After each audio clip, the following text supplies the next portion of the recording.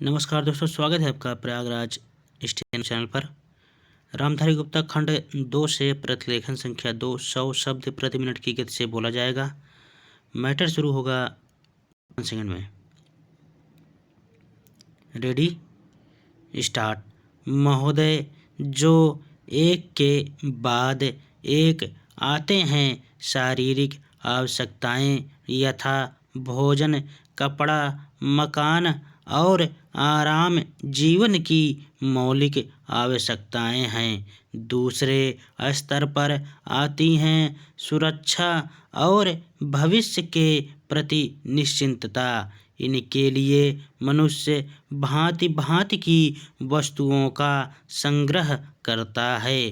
फिर सामाजिक आवश्यकताएं जैसे अपने परिवार के भीतर और फिर बाहर के दूसरे लोगों से अच्छे संबंध बनाए रखने के लिए सामाजिक, आर्थिक, राजनैतिक और मनोरंजनात्मक संगठन बनाना। चौथे स्तर पर है अहम संबंधी आवश्यकताएं जैसे आत्मसम्मान, आत्मविश्वास और आत्मतुष्टि आदि। आत्म परितोष अर्थात उन्नति, विकास और ख्याति प्राप्त की क्षमताओं को साकार करना व्यक्ति की अंतिम और उच्चतम अपेक्षाएं हैं। इन आवश्यकताओं की पूर्ति के लिए मनुष्य अपने आसपास उपलब्ध पर्यावरण का दोहन करता है। जल, थल, वायु ही नहीं, पेड़ पौधों, पशु पक्षी, जीव जंतुओं तक का उपयोग करता है। सभी शक्तियों का, यहाँ तक कि सबल व्यक्ति अपने से निर्बल व्यक्तियों तक का दोहन करता है, जो शोषण की सीमा तक पहुँच जाता है। इसके लिए भांति भांति की तकनीकें खोजी और अपनाई जाती हैं। प्रौद्योगिकी ने मनुष्य को भांति भांति की आवश्यकताओं की वस्तुएं अभूतपूर्व प्रचुरता से देकर संतुष्ट किया है और आवश्यकता की सीमा रेखा भी खिसकाई है। विलासिता और सजावट की ऐसी सामग्री भी दी है जो अब बहुत कुछ आवश्यकताओं में गिनी जाने लगी है।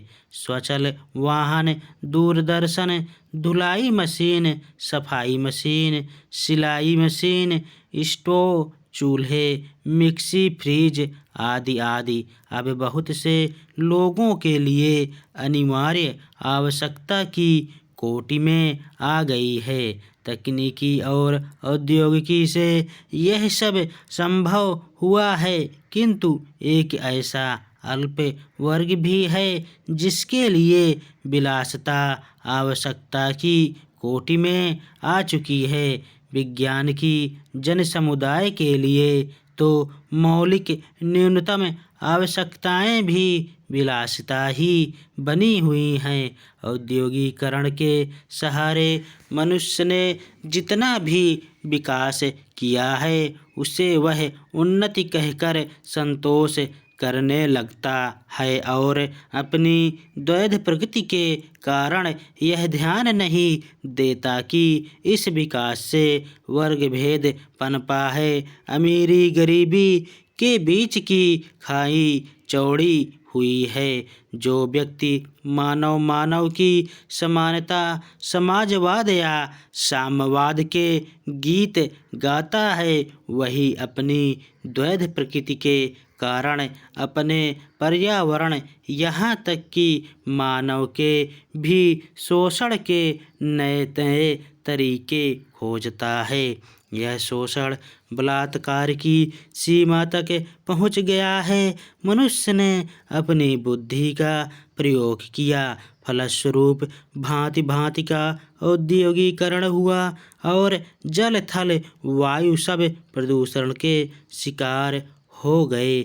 जितना ही अधिक विकास हुआ उतना ही अधिक विनाश हुआ, प्राकृतिक संपदा का भीषण ह्रास हुआ। व्यापक वन विनाश से भूमि बंजर और मरुस्थल बन गई। एक बड़ा हवाई जहाज एक दिन में जितनी ऑक्सीजन खर्च करता है, उतनी ऑक्सीजन 17,000 हेक्टेयर वन में तैयार होती है। और वन बचे ही कितने हैं। इस उद्योग प्रधान सभ्यता का केंद्र पूंजी है और धर्म स्वार्थ है। मनुष्य मनुष्य का शोषण कर रहा है, देश देश का। धन्यवाद।